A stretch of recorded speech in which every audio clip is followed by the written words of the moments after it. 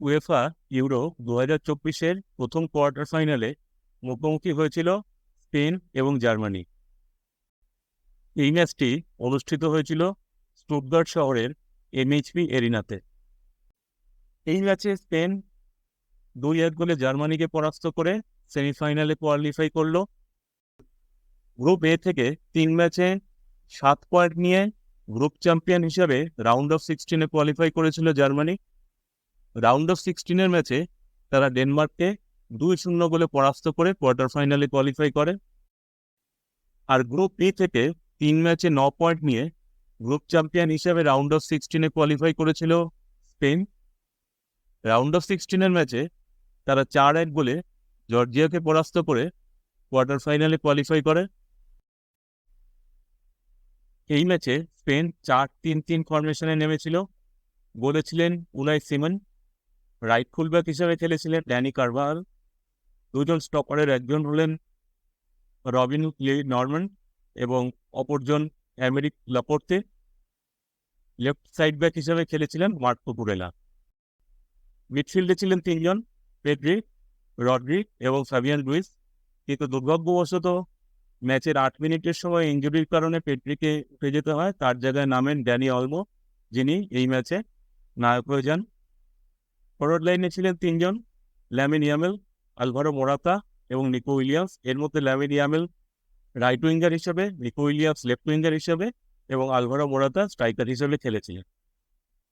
Germany 4-2-3-1 ছকে নেমেছিল।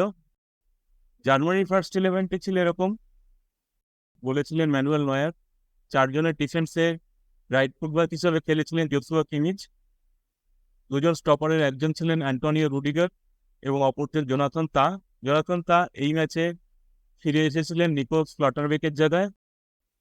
আগের ম্যাচে জোনাথন তা খেলতে পারেননি সাসপেনশনের কারণে।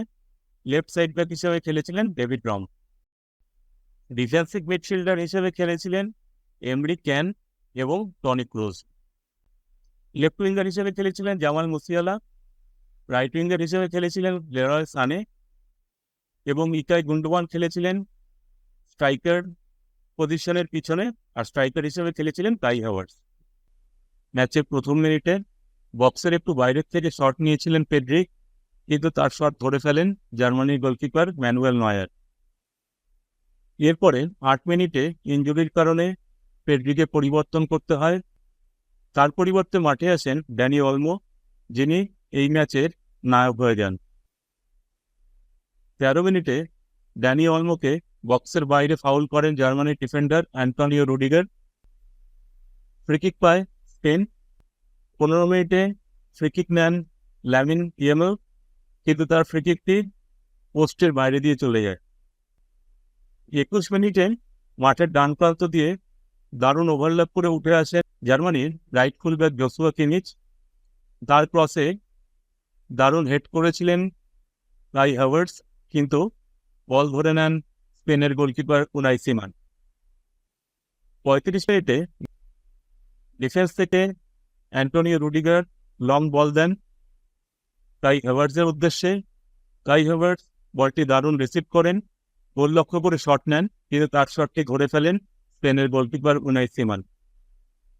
36 মিনিটে স্পেনের winger Nico Williams tight angle থেকে শট নেন, তার শট ধরে ফেলেন জার্মানির গোলকিপার ম্যানুয়েল নয়ার।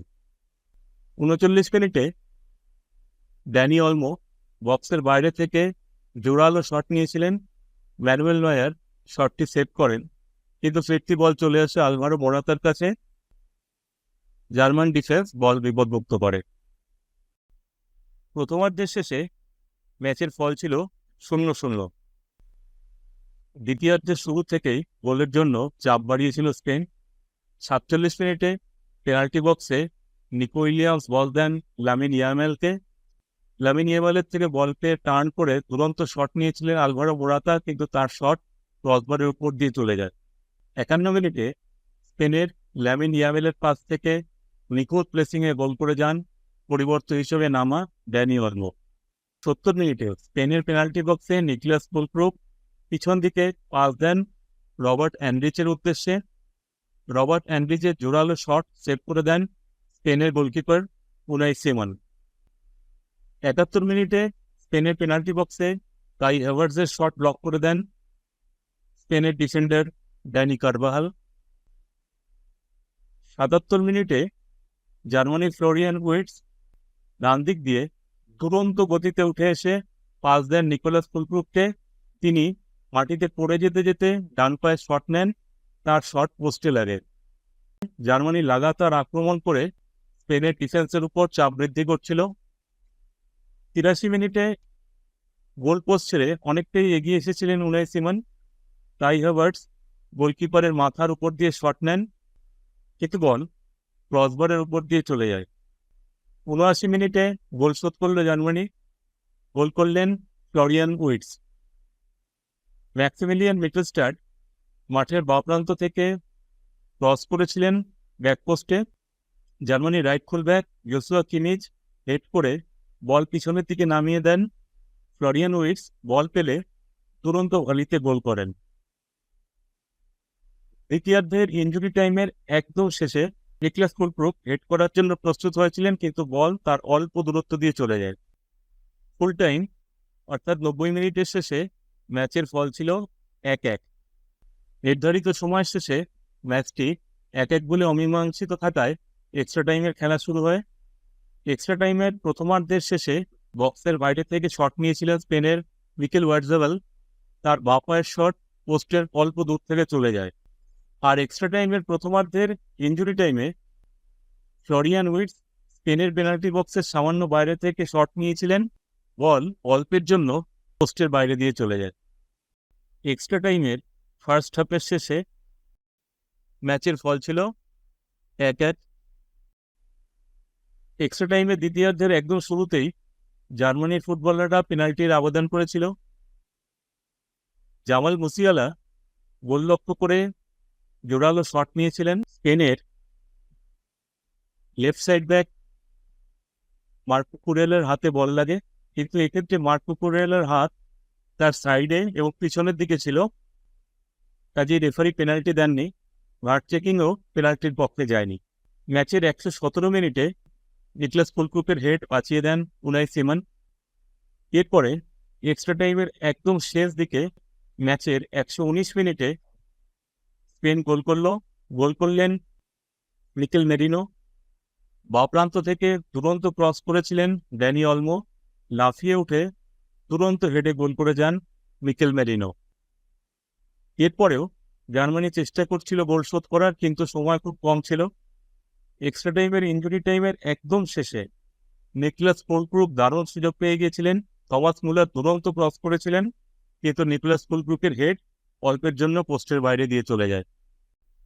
শেষ অবধি স্পেন জার্মানিকে ২-১ গোলে পরাস্ত করে সেমিফাইনালে কোয়ালিফাই করল।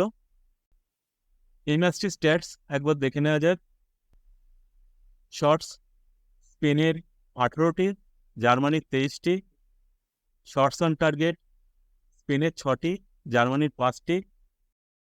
বল পজিশন স্পেনের ৪৮%, জার্মানির ৫২%।